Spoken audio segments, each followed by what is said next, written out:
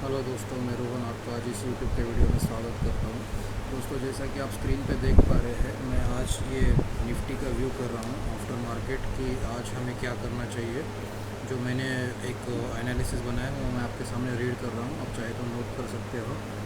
दोस्तों, आप कोई भी ट्रेड करो, स्टॉप लॉस लगाना बहुत ज़रूरी है और ज़्यादा लीवरेज के चक्कर में मत पड़िए, नहीं तो आपको अच्छा खासा लॉस हो सकता है क्योंकि मार्केट अभी गिर रहा है। तो दोस्तों, कल निफ्टी जो था वो 570 पॉइंट नीचे चले गया था। Yesterday Nifty gap down and made low of 9266। कल निफ्टी ने 9266 का लो बनाया, while open with high 9533 watch same.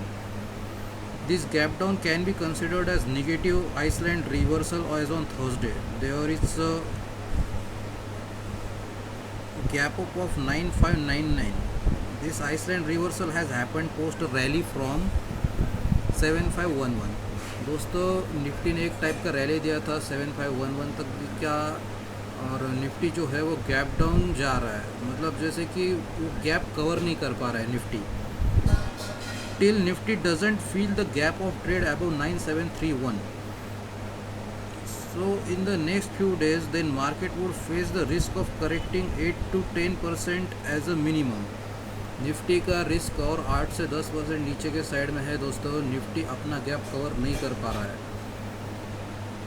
Nifty on closing basis has also close below the rising trend line which is negative. 9150 and 8820 are very crucial to support levels.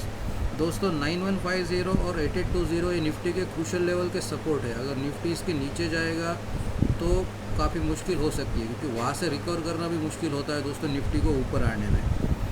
Nifty has resistance near 9730 while support would be at 9150। Except for Nifty Pharma, all the other sectoral indices saw a sharp cut and closed in the negative territory from which we can gauge the severity of the fall। सिर्फ Nifty pharma यही एक index था जो कि कल positive में था। उसके अच्छे खासे स्टॉक्स चल रहे थे, जैसे कि GSK, फाइज़र।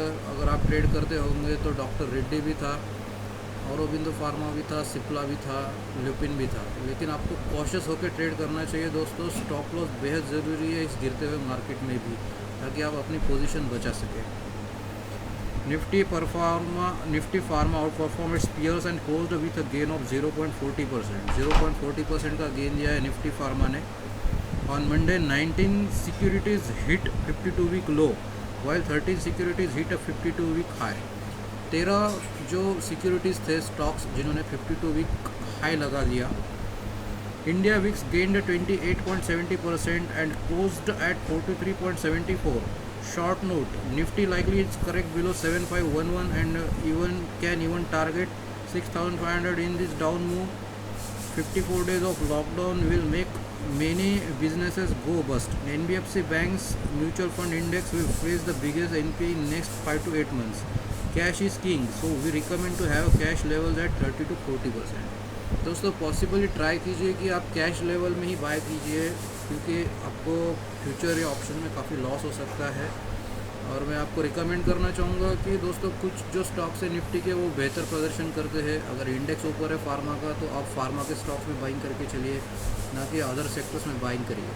क्योंकि कई बार ऐसा होता है कि आप बाय करते हो, मार्केट गिरते जाता है और दोपहर में 3:15 बजे अगर मार्जिन इंट्राडे स्क्वायर ऑफ है तो आपकी पोजीशन स्क्वायर ऑफ करनी पड़ती है, तो आपको अच्छा खासा लॉस बुक करना पड़ता है और आपका कैपिटल थोड़ा सा माइनस हो जाता है।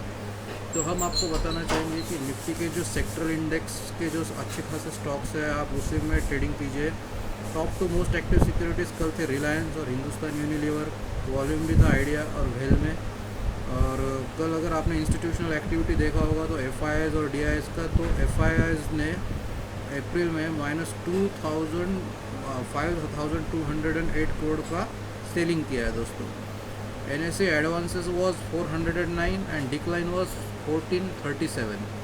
सो NSE के स्टॉक्स 409 एडवांस में थे और डिक्लाइन में 1437 स्टॉक्स थे। और दोस्तों, ग्लोबल इंडेक्सेस की बात करूँ तो आपको डाउ 30, नैस्डैक, FTSE इनको भी देखना पड़ेगा। और दूसरी बात मैं ये कहना चाहूँगा कि दोस्तों, अगर आप अपना कैपिटल बचा सकते हो तो ही आप आगे के अच्छे प्रॉफिटेबल ट्रेड्स करके पैसा कमा सकते हो। एक ही ट्रेड में अगर आपने आप कैपिटल लूज़ कर दिया तो फिर आप ट्रेड नहीं कर पाओगे। आप